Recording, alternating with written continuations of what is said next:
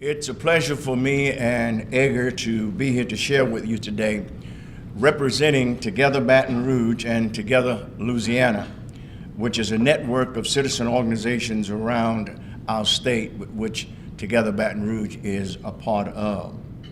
Together Baton Rouge was founded in 2009 by local institutional leaders to create a vehicle for residents of our community to have a long-felt voice in the affairs and the decision-making in our community. Together Louisiana was founded in 2013. Our 37 member institutions represent communities and families all across East Baton Rouge Parish. We come from wealthy communities, middle-income communities, low-income communities. Together we come from a diverse tradition seeking to build a better community.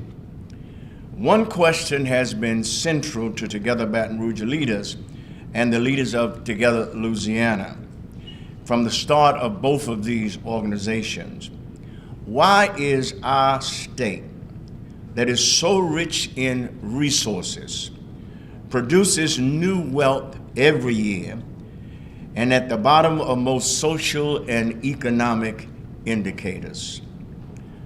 How could the nation's leading petrochemical, oil and gas producers, port and rail system and agriculture leader be at the bottom of poverty, educational outcomes, and the quality of life?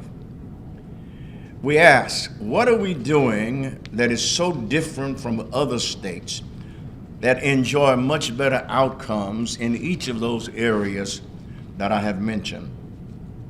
There's a debate going on right now in the current legislative session all across the state of Louisiana as to who should control industrial tax exemptions. One main message that we want to get across today is that we should have local control, local decisions. First, the question is one of common sense. It just makes sense that a local entity ought to be able to control decisions over its own tax exemptions, that no entity should be in a position to give away somebody else's money. That has a ring of taxation without representation. We as citizens of the local community decide how to expend our tax dollars through our local elected officials and not by a state-appointed board.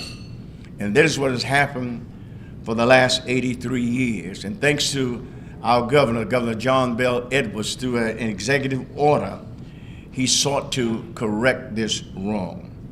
But there's another question. It's an economic question, and it concerns job creation. And I think in the discussion of all of this tax problems that we've been bombarded with in the last couple of years, what has been overlooked is what the ITAP program was supposed to do, and that is create jobs. And we need to stop and ask ourselves, has in fact additional jobs been created as a result of these tax exemptions? So Brother Edgar is going to come and give us some insight as to what is going on, what has happened across these 83 years as it relates to creating jobs. Edgar. Thank you, Pastor Wesley. And first, some background information. From 1936 to 2016, Louisiana was the only state in the nation to allow a state body, the Board of Commerce and Industry, to approve economic development exemptions for local taxes. As Pastor Wesley stated, Governor Edwards reformed the program in 2016, requiring the local school boards, sheriffs, parish, and city governments sign off on exemptions affecting their revenue, keeping it local. Under these reforms, each taxing body speaks for its own revenue, bringing Louisiana back into line with other states. 3 bills in the current legislature, Senate Bill 214, House Bill 539, and House Concurrent Resolution 3, attempt to undermine local control and restore the State Board of Commerce and Industry control over local ITEP exemptions. So let's take a closer look at how decisions over ITEP affect job creation. First, it must be recognized that the track record of the Industrial Tax Exemption Program for job creation when the program was under the control of the State Board of Commerce and Industry was very, very, very poor. From 1998 to 2017, the Board of Commerce and Industry approved 99.95% of requests for exemptions, all of them at 100% for 10 years. That amounted to $23 billion in subsidies to about 1,400 businesses. Over the same period, those 1,400 companies that received the $23 billion in subsidies undercut their net employment by more than 26,000 jobs. That's likely the worst job creation results of any economic development program in the country. How much of an outlier is the state of Louisiana on these exemptions, we might ask? Let's take a look at how we compare to Texas. That seems to be the state we always are compared to.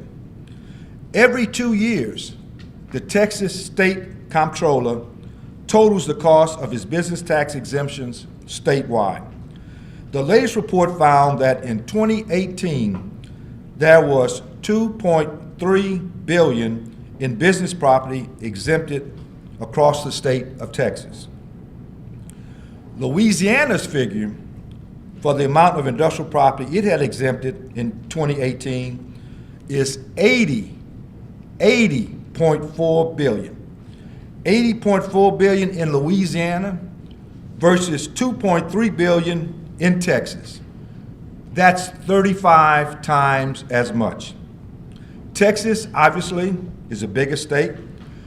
Its industrial sector is about 4 to 5 times larger than ours. So Louisiana exempts 35 times as much property, even though we are 5 times smaller. The industrial tax exemption program is often defined by saying it helps compensate for other parts of the tax code while Louisiana is uncompetitive for business. Well, that question has been studied by a well-known accounting firm, KPMG. The Tax Foundation commissioned KPMG to assess the overall tax burden for businesses by state of different business sectors. Its report, The Location Matters, found that in the manufacturing sector, Louisiana has the lowest taxes in the entire nation. For new capital-intensive manufacturing, Louisiana's tax rate is 0.1% compared to 19.8% in Texas.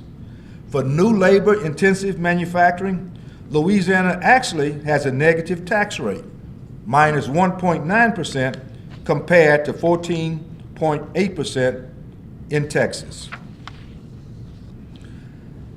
ITEP is often treated as though it's a benefit to the entire business community. But in fact, less than 0.5% of Louisiana businesses ever receive an industrial tax exemption. That makes tax artificially low for a small percentage of very large businesses in a single sector of our economy. The impact, as the Tax Foundation points out, is to raise taxes on the state's other 99.6% of businesses which bear the bulk of the burden for ITEP exemptions. How has ITEP's extreme generosity to industry impacted job creation in the manufacturing sector? The answer is, it hasn't. It is true that in terms of overall job creation, Texas has been outperforming Louisiana by a wide margin. But in manufacturing jobs, Texas and Louisiana have moved almost precisely in tandem. In fact, both states have been losing manufacturing jobs in almost exactly the same proportion. Why are jobs declining? It's not outsourcing or shutting down plants. In fact, manufacturing is booming in both states. The answer is mechanization and automation from capital investments. That means it takes fewer jobs to produce the same amount of output. And what does ITEP subsidize?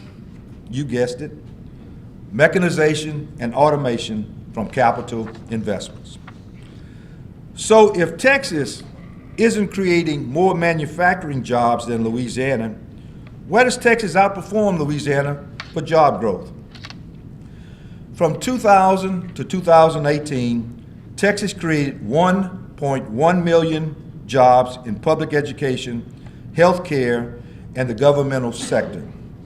Louisiana, over the same period, barely was a net positive of 49,000 jobs. That's a big part of where Texas has outperformed Louisiana for job creation in sectors that are funded by tax revenue. When a state board is in control of corporate tax exemptions and it gives them away with no cost benefit analysis, it costs our state jobs. Other states use the tax revenue to create jobs, teaching positions, early childhood positions, nurses, doctors, and other medical positions, road construction, public works, library assistants, park departments, police, and fire jobs. In Louisiana, we haven't created those jobs because we've given away the tax revenue that pays for them in other states. Let's take a look at one example of the economic cost of state control over ITEP. Let's look at East Carroll Parish and the Myriad Corporation. East Carroll Parish is one of the poorest places in America. A few years ago, CNN did a whole special on the parish to highlight poverty and its inequality in America. East Carroll Parish ranks last in Louisiana for income, last in unemployment, second to last for low birth weight babies. Louisiana as a state ranks last in the nation for child poverty at 28%. East Carroll Parish ranks last in Louisiana. 62% of children in East Carroll Parish live in poverty. It is the worst of the worst. In 2012, Thailand's largest petrochemical company built a plant making succinic acid in East Carroll Parish. The plant's property was worth $59 million, but the company didn't report any of its property to the parish assessor in 2012, 2013, 2014, or 2015. In December, this company went to the State Board of Commerce and Industry and made a strange request. It wanted to have its property exempted retroactively from local property taxes back to 2012. That's against the board's rules, which prohibit giving exemptions on any property that has been in operation for at least 6 months.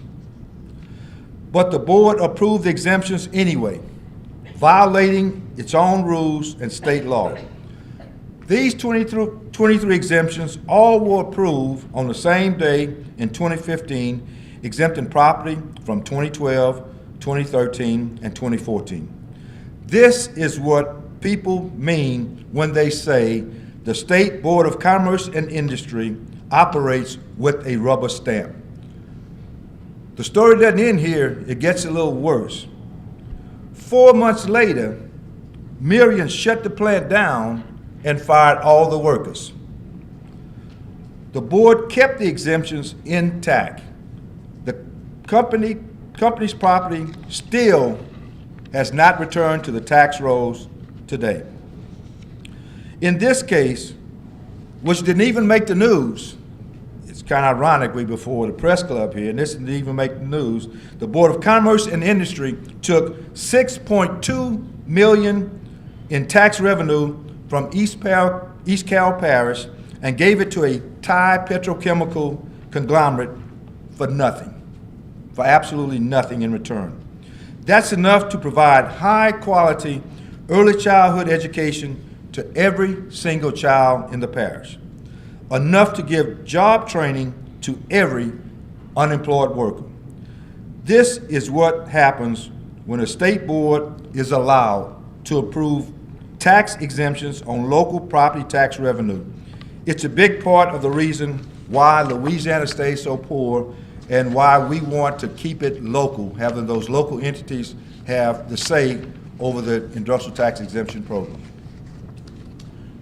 As has been stated, in the current legislative session, there are bills that attempt to take away local control and return the program to the rubber stamp regime that had existed prior to the governor's executive order of 2016. Together Baton Rouge and Together Louisiana have begun what we call Keep It Local campaign, urging the legislature to support the local control laid out by the governor in his order. I think if the public really understood how this program has worked for the last 83 years and how local tax dollars have been exempted, not being used by the local entities, the parish government, the sheriff's office, the school board, they would literally be up in arms. Now, granted, it's difficult for the average citizen to really understand all of these facts and figures that we put out over and over again concerning ITAP. So to help in that understanding, not only with the average citizen, but with some of our local elected officials as well, Together Baton Rouge has developed a one-sheet, 5 facts about ITAP. If you want to know the bottom line, just look at those 5 facts, and it will say to us how this program is not benefiting us, but actually working against us. Thank you for your time. Any questions from the press? Edgar will be delighted to answer them. Any questions? There's a question in the rear. Yes, sir. That's your hand? Oh, okay.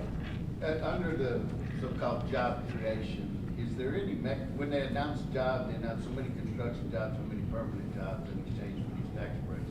Have y'all found any place where they count the construction jobs or where they try and determine of the permanent jobs, how many of those actually went to people who live in the state of Louisiana?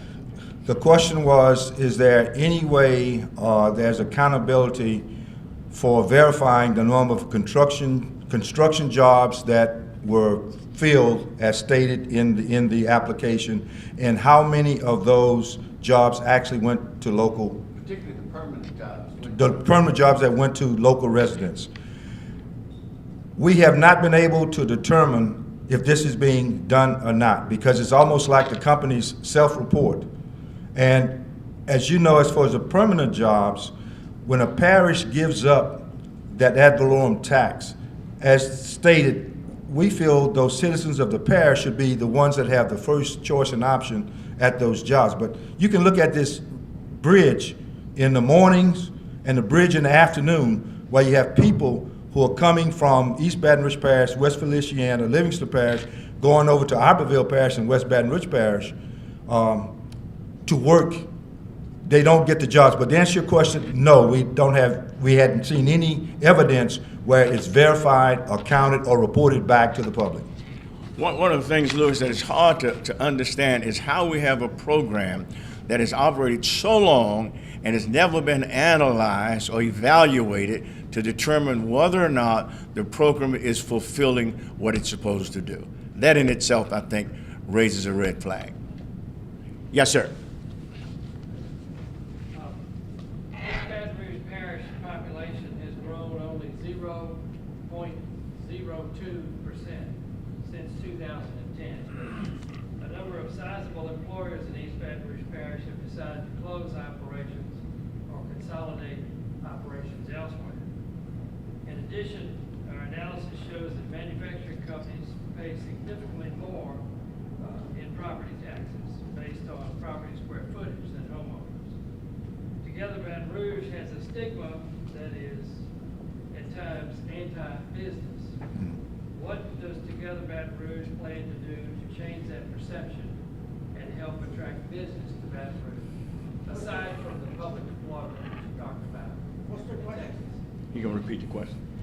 Repeat the question. As I understand, the question is, there are some statements made leading to it that Together Baton Rouge is taking an anti-business position and stance, and what we plan to do to change that perception. Is that accurate, sir? Yes, sir. First of all, let me just make a statement of clarification.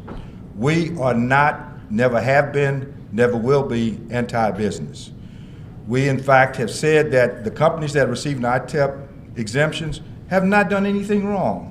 They have done what we, as citizens, and what the legislator has approved them to do. But finally, after 83 years, we brought this situation to light where people feel, and the local entities feel, they should have control over their own tax income and not some state board. So we are not against we're not anti-business. And to answer your question, the manufacturers, yeah, they do pay property taxes, but they pay considerably less in Louisiana than like what they do in Texas. We have $80 million off the tax rolls. In Texas, $2.3 billion. Sorry. Where if we had that revenue in comparison to Texas, sir, we would have different outcomes on those social determinants. But we are not anti-business. We think there should be a balance and there should be a new look at economic development because we are a very rich state with poor people. We lead in agriculture, we lead in salt, we lead in the port, we lead in infrastructure across this state, but we're not getting anything in return. As Pastor Wesley said, there has not been any accountability of how have these exemptions benefited the local populations. Any other questions? Berlani? The reference to the KPMG report, I noticed that, and as I just, again, perhaps I could drill down a bit on that. It says that Louisiana's costs of tax burden on manufacturing is lower, and it's a brown bar, which I guess means income taxes, maybe a corporate income tax or whatever. But, you know, I mean, certainly property taxes, sales taxes, and unemployment insurance taxes occur in every state, essentially. Is there some misprint of that, or is there something about KPMG's the methodology that you can explain to that? We've taken this directly from their report, and we can get some additional information. If you might, I'd just be interested in hearing where those. It's all, they take into account Everything. all the taxes. All the taxes. And then come up with the formula. Any other questions from the press in the back? John. John? I was just wondering, of the 80-some-odd billion that have been, let's say at present day, if you have an application for an exemption, what percentage of that would be previously 100% would you like to see? Which local entity should get what? The question was, under the current rules, what percentage will corporations, what could they receive as far as exemptions under ITEP? The governor's executive order allows for 80% a cap of 80% for the exemptions, not the 100%. And it's not automatically renewable like it was under the old regime that was rubber stamped. You have to reapply. But the beautiful thing about today is that there are criterion standards that the local governing entities create to judge, to use whether they should accept or deny.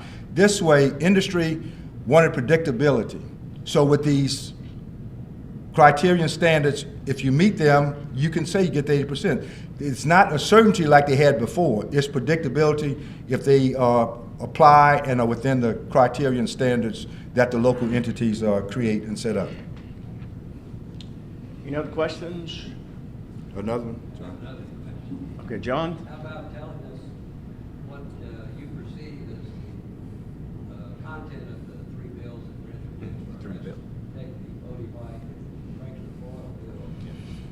Doesn't it allow for some local control? It's give the illusion, not local control, but a local voice. But it's a very diluted local voice, because under the current system, the governor places the power at the local level with the local entities, the sheriff, the school board, and in our case, the Metro Council. They have complete and sole power for their taxing entities. And they can approve or deny, don't have to be in tandem. But under the bills by Senator White and Representative Foyle, is each parish will have 3 representatives on the State Board of Commerce and Industry, which currently have 24 people, would expand it to 27. So if there's exemptions that come before the Board of Commerce and Industry, they will, on a temporary basis, they will add 3 ad hoc members from East Baton Rouge Parish to vote. But right now, they have sole and complete authority. Then they will become one of 27 votes. And the other people who are voting, the other 24 votes, don't have any relationship, don't live in a parish that they're voting on. They were appointed. So we'll dilute the voice of the local entities. John, when you look at the bills, the bottom line is they, in essence, return the program to what it used to be prior to the governor's executive order. When you boil it all down, we're going back to business as usual. I'm sorry, what'd you say? So when you look at those bills, what they do in essence is return the program to what it used to be prior to the executive order of the government. It actually goes back to business as usual. It's a subterfuge.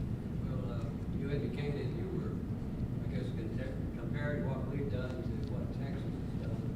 What's the real good thing about the Texas program? Okay. It is and has always been local control, the local entities. And that's why the applications are even lower, because they have criterion standards that they use to judge, where in Louisiana, before the executive order, they were rubber stamped. And even though we are 5 times smaller, we grant so many more exemptions because it's been rubber stamped and no criteria. Texas is and has always been local control with criterion standards, where Louisiana, we have not been. Yes, sir. All right. Texas is 5 times larger, correct? Correct. Yeah. Population, how much higher is their population compared to ours? Probably triple. Yeah. I'm not, I don't know, but could you ask your question? Maybe we can get to the, Well, you're showing on here that 49,000 jobs created in Louisiana compared to 1.1 million in Texas. right. Texas is 5 times larger. But- Larger population that they have to feed on. Is that comparable, or are y'all just saying that because Texas is bigger, they can? No, we gave you the raw figure of the actual jobs, but we can really do the comparison, look at the percent of increase. How much Texas increased its percentage as compared to Louisiana of the jobs it had. So we are comparing what Texas had, the percent that the amount of jobs they created was from what they had, and what Louisiana had. The percentage of Louisiana jobs created is much, much less and lower than what Texas did. When we look at the program and sum it up, we're giving away tax exemptions under the belief that we were creating jobs. In effect, what we have done is given money to companies to automate and therefore need less people to work.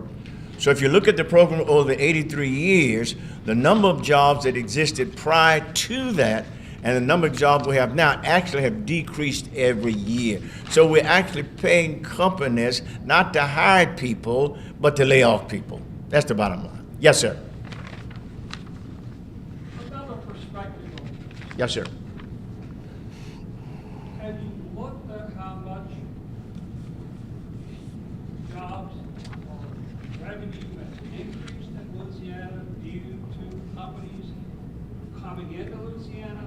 Don't just look at jobs. Jobs basically, it's all about productivity. Right. Mhm. How much has it benefited bringing in industry into Louisiana? Look at the Lake Charles area. Tell me that's not, try to tell me that's not beneficial. Look at the positive side, not just the negative side of your study. I just said negative introduction, but you didn't say a word about the positive Okay. impact of industry in this state. We are a very rich state of poor people. If we would do like Texas did, the positive side, those businesses that come in, they are paying their fair share of property taxes than the manufacturers we have in Louisiana because they've been exempted by 100%.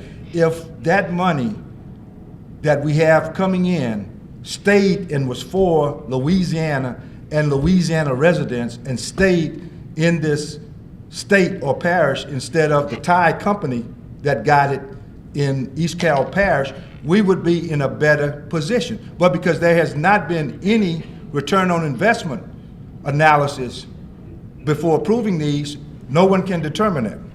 But I question your definition of fair. Take the example of Lake Charles, and the investment the industry is putting in Lake Charles, billions and billions of dollars. The jobs creation is huge.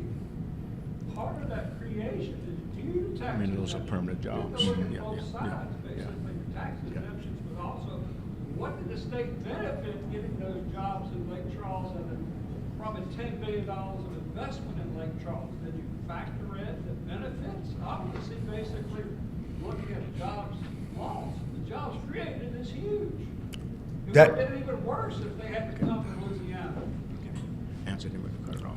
That's, sir, a question, sir, that we have a position on that there should be return on investment done in consideration of when you're looking at these exemptions. Because there's been no return of investment analysis done, I would just be guessing, and anyone else would be guessing at the results of it. Any final questions? The use of the funds you referred to in your presentation, I think referred to a lot of public employment. Is that right? In Texas, as a result of your efforts? Not our efforts, what Texas is doing. In Louisiana, you showed a lot of public employment as a result, in Texas. Yes. As a result of their higher taxes. Is that right? Totally, yes, sir. The question was, according to our presentation here, we show more job created in Texas in the public sector than in Louisiana. That's where they are out doing better than us on job creation. Not in the manufacturing, but in the public sector. I think Amazon is leaving Seattle. They'd already built fabulous facilities in Seattle. I think they're going across the lake, Washington, for that very same reason. Have y'all analyze what they're doing as a result of the change in tax structure? No, sir, we have enough in our hands right now dealing with the manufacturers and ITEP. Let me say this to you. Only 3% of ITAP go toward new businesses. Only 3%, that's all. Final question, John. Very quickly, I guess the heyday of the 10-year tax exemption, Can you hear him? was there, I don't remember, but was there a lot of complaint back at that time about the misappropriation of the taxes to the local body? The question was, the heyday of the tax exemptions was, you said, the 60s? 70s. Was there any questions about the misappropriation of the tax? To answer your question, no. Until Together Louisiana, Together Baton Rouge got into this, no one had even heard of industrial tax exemption program. Was not even written about. So we brought this issue to light, and we have educated and brought it to more and more people. Now people are questioning why we don't have local control over our own tax revenue. But to answer your question, John, no, there was no outcry because no one knew. It was done at the state board, almost, now I would say in secret, but no one was there, no one knew about the program. Look, thank y'all so much for having us today. Thank you.